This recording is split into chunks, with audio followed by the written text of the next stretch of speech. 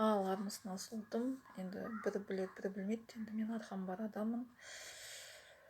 Өзімде басымнан өтті. Біздің әулетіміздің басымызда ол бар. Сондықтан біреуге күлудің, біреуге өсек айтудың, біреудің артынан сөйлеудің қажеті жоқ.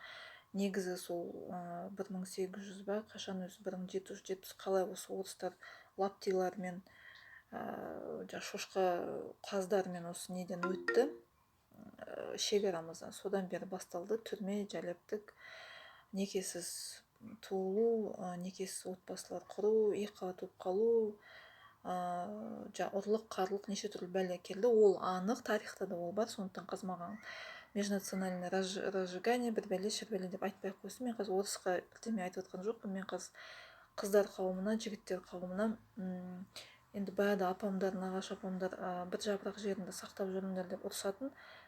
Бірақ біздің қазақтың керемет сөзі бар да: қызды 40 үйден тыю, жігітті 50 үйден тыю деген.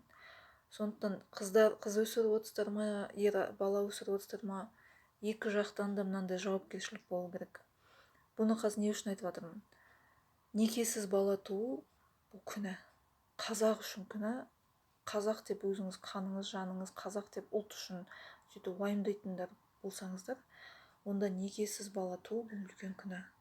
Сондықтан күйеуге тигілеріңіз келе ма, бала туғыларыңыз келе ма, отбасыларыңыз құрғыңыз келе ма, арабтың, исламның никах бекасы, махыр-пахыр бізге қатысы жоқ. Айналайын қазақ жастар, үйленем, үй болам, үлкен ортаңғы жастарға, енді отырып қалған жастарды, енді отбасын құрам дейтін адамдар, никах беках деген ол заңсыз нәрсе.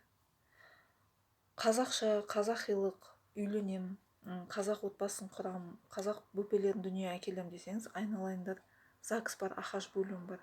Кәдімгідей 2 ай күтіп, өтініш жазып, жаңағыдай қағаз тапсырасыздар, 2 ай күтесіздер. 2 айдан кейін қолыңызға мынандай көк қағаз береді, осы мемлекеттің заңды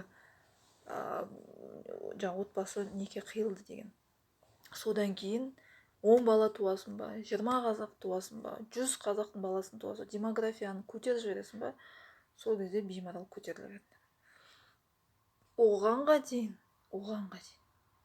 айналайын, ойнасаңдар ойнаңдар, қорғаныңдар, сақтаныңдар, бірақ бөпе екіқабат деген болып қалмасын.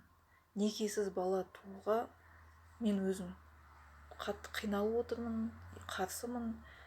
Енді боп қойса, енді оны алдыртып, оны тастап кетудің қажеті жоқ. Бала қып, отбасы қып қарайсыздар. Ал үй болам десеңіздер, ЗАГС ахаж бөліміне барып тіркеліп